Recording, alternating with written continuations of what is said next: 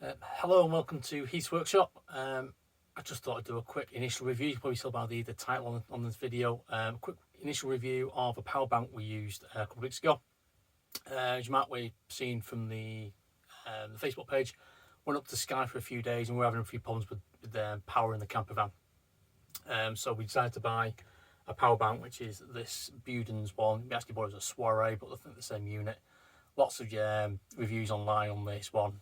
We bought it because it had the plug-in on it, a couple of 12-volt outs, USBs. It's a 52 amp amp hour one, so it had enough power if we needed it to run the van for a couple of days. We only have a fridge in here, which is a Tech, which runs about 1 amp hour a day. So we bought that just in case. Turns out we actually needed it. But to supplement that, we also bought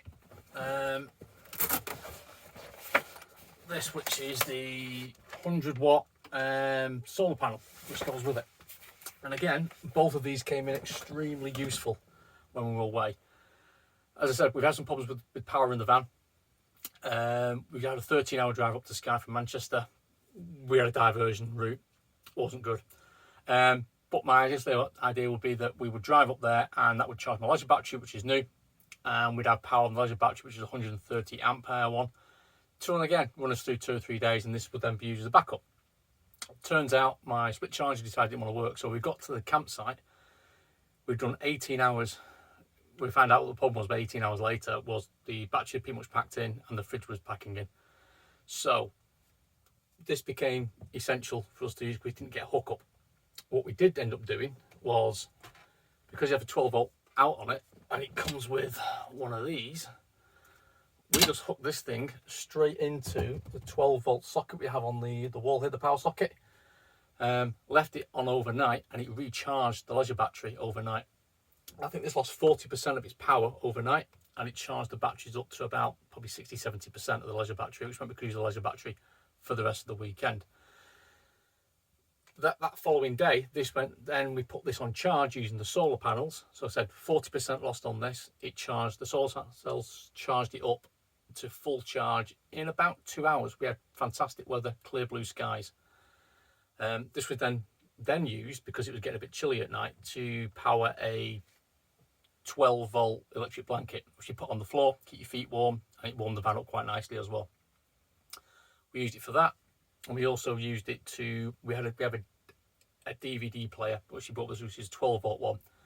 Turns out that had been left on by accident and the batteries were dead. So again, this was then powering both the electric blanket and the DVD player for 2 nights as well on top of that. Second day, it went down to about we lost about 60% of the power out of it. Again, put it out on charge for the day. 3 hours later, fully charged. It was a real lifesaver, this one. As I say, it's a really nice little unit. We did get the plug just in case it wouldn't charge from the 12-volt. So we could then hook it up to the hookup and then trickle charge that way. Turns out running this was fine. We also had a bit of a problem potentially leaving lights on in the van. I think we clipped an indicator on, parking light came on. So again, back up, we hooked this up to the power socket in the front of the van and charged the main battery up as well to make sure we could start. So all in all, absolutely perfect this has been. And again, with the solar cells, which aren't that big, so they're not massive. You have their own legs that kick out. They're a little bit unstable, but again, absolutely what we did. The only thing that got extra for this pack was I bought some extension cables for it, which we ended up using. And this was purely so that if we needed to hook it up for a long period of time, or we can hook this directly into that. I could put it outside and wire it in, or I can put this inside the van without leaving everything outside, which is the problem because the cables it comes with, they're only about 1 meter long, which isn't very good. But yeah, that's the initial review. Can't fault it, works really, really well. I'll probably do a longer review to a point where I think I have a remote garage which has no power, so I'm tempted to get some 12-volt lights for in there. So I can test it again for that and use this to light up my garage as well when I'm working in there. So all in all, really well, was worth it. Did a lot. We charged the phones and everything off it as well.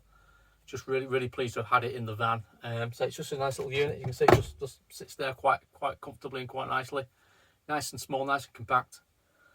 So, and as I said before, charged up really quick off the 100-watt solar panels. So I'll do another review in I don't know, probably another few months' time when I've used it over winter. See how it gets on with that. Right, thanks for watching.